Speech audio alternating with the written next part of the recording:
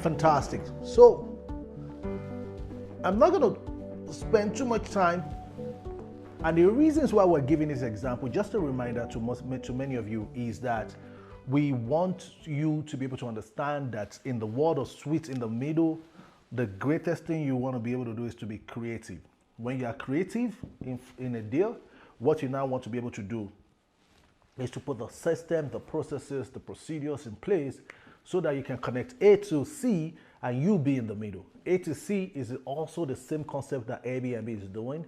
They own a tech app where people who need an hotel or a place to stay, plus people who have a place to stay, they connect them together and they get paid a little tiny percentage. That's sweet in the middle. But from a capital equity perspective, same thing with Uber. Uber connects who needs a ride to who has a car. They create an app to control that. They get paid in the middle. They're sweet in the middle. But again, they need a lot of capital to be able to put that infrastructure in place. Same thing with Amazon. Amazon connects. You have a phone. You want to sell a phone. We stay in the middle. We take a little tiny percentage. They became the biggest retail company in the world. And all they did was create the infrastructure, the technology, the capital and involvement to be able to do that. So this is a concept that is already very well known. But now we're now taking the concept and bringing it to a guy who doesn't have a lot of money, who has very little or no zero capital and wants to be sweet in the middle and make royalties and does not have to put more than 1 to 2 hours of their time a day to be able to get paid so that they can have a lot of time spending time with what's most important to them. So Salon Suite, I give you guys an example of this. I stumbled into this by accident. So I have a lot of brokers that I call and say, hey, look for a deal for me that I could put very limited amount of time in, not more than 5 hours of my time a week, and it can give me $5,000 a month. My 515 rule. I call all my brokers. This is what I'm looking for. So my brokers, most of the time they think it's challenging. They give me car washes, they give me this, they give me that, they give me drive-through car washes, but the capital involved in most of these things are crazy high. Then one day my broker just calls me up and say, hey, I have this business. It's a salon. I says, what? He says, listen, somebody wants to sell a place they commercially rented, empty space, went to the landlord and got something called TI, tenant improvements, got a certain amount of money that they pay in rents, then they invest their own money and fixed up the place in a way that they can rent it out to different people. So when they are done, they rent this one out to a barber. They rent this particular suite. It's a suite, a little tiny place inside a big space. They rent this one out to the person who does nails. They rent this one out to the massage person. They rent this one out to somebody who does facial. They rent this one out to somebody who does hair. They rent this one out to somebody who sells cosmetics. They rent it out, and every single month, and they just spread it out that way, that every single month, if their rent is $3,000, they charge each one of these people, say, $1,000 each. I'm just picking numbers here. $1,000 is 1, 2, 3, 4, 5. 1, 2, 3, 4, 5. Yeah, which is exactly the structure of the place they want. 10 suites. They charge $10,000. They earn $10,000 revenue in total. Their rent is $3,000. But in this place, they have to pay for internet, for high-speed internet. They have to pay security. They have to pay electricity. They have to pay gas. And they have to pay cleaning. Somebody who goes and clean. All these things that they are paying is systems, processes, and procedures they have to put in place to be sweet in the middle. And once the structure is paid, let's assume all of this takes extra $2,000 a month. They walk away with $5,000 every single month. And of course, this process includes advertising. So they always have somebody who is on the wait list to rent one of this place. This part of this process includes the legal, because sometimes some people come in, they don't pay, you want to get rid of them, and you want to get rid of them fast. They have to have a system in place where they can do a fast turnaround. So you don't pay on day 31, you are out before 14 days. And the law systems allows them to be able to do that if they do it in the right way. So they have to put all this together. When they are done, they walk away with $5,000. How many weeks, times in a month do they need to show up? On a week, they need to maybe 1 or 2 hours. They make sure that everything is working, pay all the bills, sit down the system, pay the electricity, pay the legal, talk to the lawyers, talk to the landlord, talk to all of this. Maybe it will take them about 20 hours of time in a month. But yet, they are walking away with $5,000 without having to be able to do by being sweet in the middle, creating that opportunity. How much money would it take them to rent a place? Almost less to nothing. How much money would it take them to be able to fix the place? They can even go on OPM on that, meaning they can find somebody as a partner that creatively invests So putting the structure in place. Do they need to make it fancy? Of course not. This particular one is in a place called Westheimer in Houston, Texas. It's a very low level place. I'm sure the rent is not even up to $3,000. And they put all this structure together to be able to make a little tiny percentage every single month doing that. So I asked myself, if somebody could do this, why can't I create or rent a place and find a barber to partner up? And I open a barber shop. I open up a barber shop. My partner is a barber. Just one shop. I don't have to demarcate. I don't have to recreate. I just make bulk kiosk. You've gone to all these places, there are like 5, 6 barbers making air, and there's a receptionist somewhere in here. I rent the place. I set the systems in place. My partner barbers fill up that place with barbers, and each of the barbers has a percentage of what they need to be able to pay you every single month for you to be in the middle, put in 20 hours of work a month, like I like to do, make over $5,000 for doing that, like I like to be able to do, and be able to control that 5 hours that I invest inside of it. I'll give you another example. Where I go to cut my hair in Abuja, Nigeria, in Africa. Nice place. Every time I get there, they do my pedicure, my manicure. They have this massage seats that massages me. They cut my hair. They cut for my son. Very small, cubicle kind of place, but they're good. And I asked the owner, what if I create a place and I demarcate it in a way and it's fancy, it's nice, it's in the heart of the city, a place where a lot of people who have a little bit of money can go in. I know you guys only make maybe the average amount of money that I spend every time I go to that place is about $20 to $25, and it will be me, my son, or something like that. Even taking care of me, maybe $25, just me, or $20 to $30. Which is very reasonably priced, but now let's just scale it up a little. Can you give me 3, 4 barbers? Can you give me 3, 4 person who does nails? And the guy was like, wow, if you invest in it, I'll get almost all those people in. You have an agreement in place based on a lawyer. You put in a little bit of advertising and marketing so other people could automatically, you put in a process that people can approach you and say, I like your place. I want to be one of the beauticians in there. I like your place. I want to be able to be the guy who wants to take a little piece of this action. I like your place. I want to be able to get a piece of it. You create the system. They already have the skill. They are not your employee. They are self-employed. They are just paying you to rent up your place, so you're not dealing with inventory, payroll, taxes, employee rating, none of that. You just have a commercial place that generates a certain amount of money for you. You pay almost all the bills. You walk out with a little tiny percentage for doing that. And that tiny percentage is over $5,000 in my context, why I like to do my deal. You could make sure 3, 2, whatever it is, and you're not putting more than 5 hours of work. My 5-on-5 rule becomes applicable. What are the cons? What could go wrong? Of course, nothing is as sweet, as simple as described when you're talking about it in mouth, just verbalizing it. When you get to the practicality, there are lots of crazy people that could be part of this thing. You have to have a good legal system in place to be able to evict them as possible. You understand me? As if you're not in the industry and you want to be able to get in there, what happens if you don't have supplies of people coming in terms of well-known beauticians and stuff like that becomes your partner? Were coming in. What if one of your partners decides to leave and take all the people with them? You understand me? So you have to have a funnel in place that constantly and continuously gives you people who can come in and flow into your system as much as you need to get it going. And this is not just applicable to a barber shop or something like that. You could always think about, how do I rent a commercial space? How do I rent a commercial space? Take this commercial place, redemarcate it in a way, and then re-rent it out to somebody else. That's the whole idea. Because the capital involved in renting, putting it together, resourcing it out is all based on creativity. It's little or nothing. But when you're done with the little or nothing, you could be able to make residual royalties for doing that. So think about the industry where you are in. How do I connect A to B? Put some system processes in place. Be creative enough so that A can pay me, can pay C, and I get myself to be in the equation. So that's the whole idea of this. We're going to be moving on to the next one.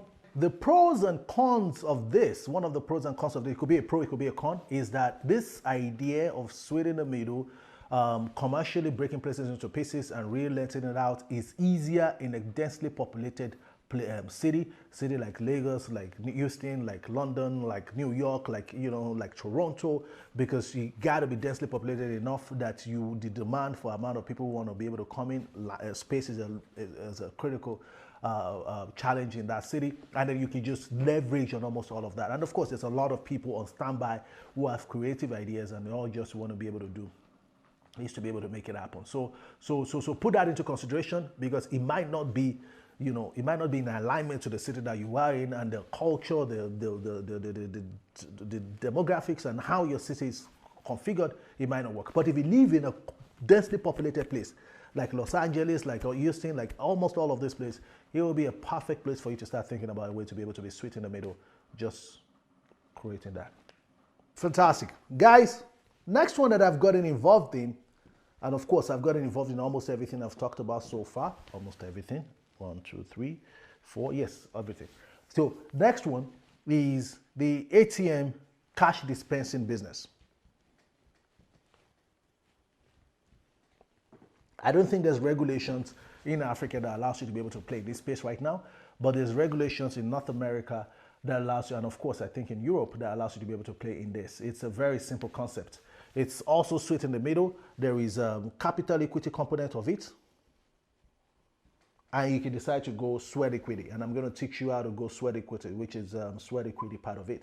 But I will share with you the concept first, so you understand how that concept works, right? When people fly to cities, so the target market is for travelers, tourists. When people fly into a city, maybe they're coming from New York, or they're coming from London, and they're flying into Toronto, and they're staying in an hotel. This is the guest. These are some of the things they want to do that are cash-based. So they have activities that are cash-based.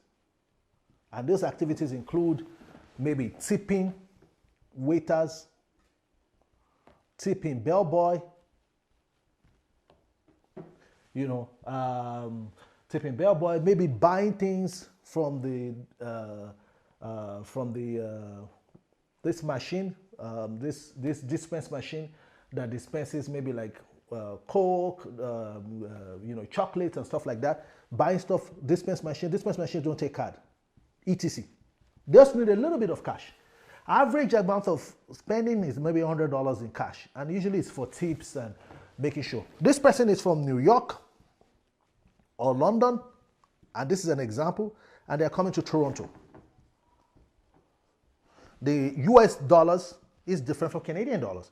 The pound sterling is different from Canadian dollars. This person doesn't really know what exchange rate is, how they work and all that. They just need a little bit of money to be able to tip, maybe $20 here, $5 here, $10 there.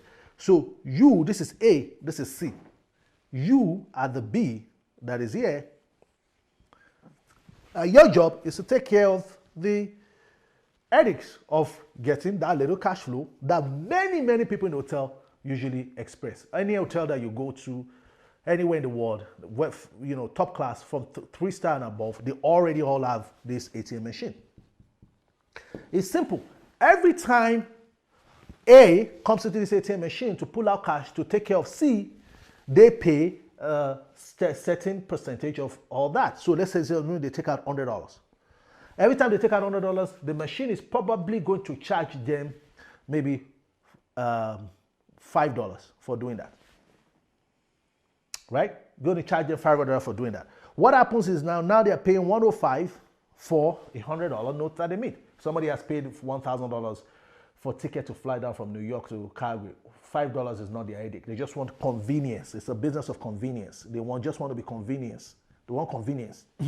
And that convenience gives them. When I was in Mexico, I put in my card in one of those ATM, pulled out cash because I needed to use cash for a boat ride that only takes cash. I needed it to be able to take a taxi, and this taxi guy does not take card, he only takes cash. So I put it out just to have the local currency to be able to pay them.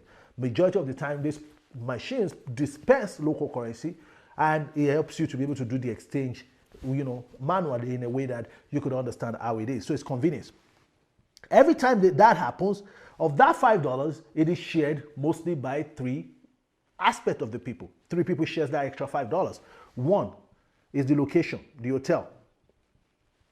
So it's a another way that these hotels generate income. Two is the processors.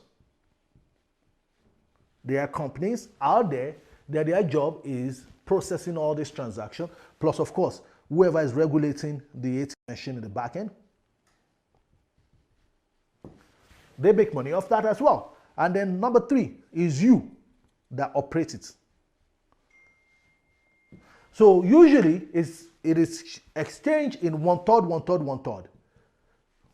So for every $5, I would assume if you divide it by 3, about $2 comes to you, about $1 goes to the processor, and about $2 goes to the location. That's how it splits for the most part, right? So every transaction. In a day, there could be as much as 100 transactions if the place is big. I used to have the rights to an hotel in Calgary, Alberta, where I live, called the Palacios. It's like the biggest hotel downtown Calgary, and that place was like a bank. The amount of transactions that goes in there is way more than 100 transactions because there's a multiple banquet hall, events going on, rooms. You know, it's a really huge hotel. Transactions happening there, hundreds. You put in $20,000, it could be done in a day. That's how it is. And the machine doesn't dispense more than $100 or $300 maximum. So if you need more than that, you got to go multiple times. And then you're charging. And I think one time we set it for $100 or something so that you cannot take more than $100 at a spot. So end of the day, every time you do that, there's a $5 charge. There's a $5 charge. So some people come in there multiple times just to be able to get there. And we are selling them convenience and in exchange, taking out. If there's 100 transactions, it means that $200 has gone in. And if you are making on every transaction, you're making $2 on every transaction. It means that you've made $200 in that day. Sometimes there's 100 transactions, sometimes there's 10 transactions, sometimes there's 50 transactions, sometimes there's 0 transactions and stuff like that. But what you have done is to be in the middle. How do you get in the middle of this with capital? And how do you get to the middle of that with no capital, with sweat equity? And I'm going to show you how it's been done. When I got into this market, I went with capital. What we did was to be able to buy a franchise from a company. And when we got the franchise, the company dealt with the processing and the regulating of the machines. What the company also did was the company were the one that negotiated most of the time with the hotels. All you needed to be able to do is you go look at the location, you like it, they're going to handle all the negotiation. Once the negotiation is done, they let you know you have the machine in your own house, you're going to pull it in there, you're going to program the machine, you're going to install the machines there, and then you refill the funds in the machine. So meaning that you go to the bank, you get a cash, you put it in, you package it, you put it in, and it's usually on $20 notes. Right? That's the whole idea. But you can now get paid sleeping when somebody goes out there and they're doing transactions, especially when it's downtown, 2 a.m., they're doing transactions, 3 a.m., you're sleeping and you're handing, you're sleeping, you're handing, you're awake, you're handing, you're watching TV, somebody's swiping. And the good thing is, all of this is automated in real time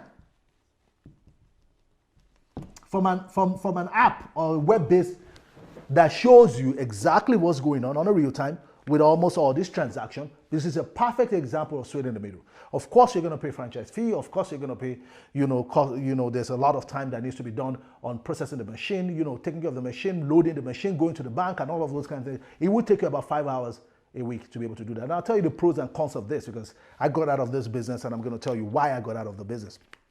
But it's a sweet way to be able to get in. If you want to be able to own the franchise, it will cost you tens of thousands of dollars. Maybe everything will probably cost you almost to about $100,000 going in full. The franchise might not be more than $20,000, $30,000. Then you have to buy the machines. Then you have it could be as high as that, right? However, I also found a way to get into the market, switch in the middle, using sweat equity and having 0 capital going in.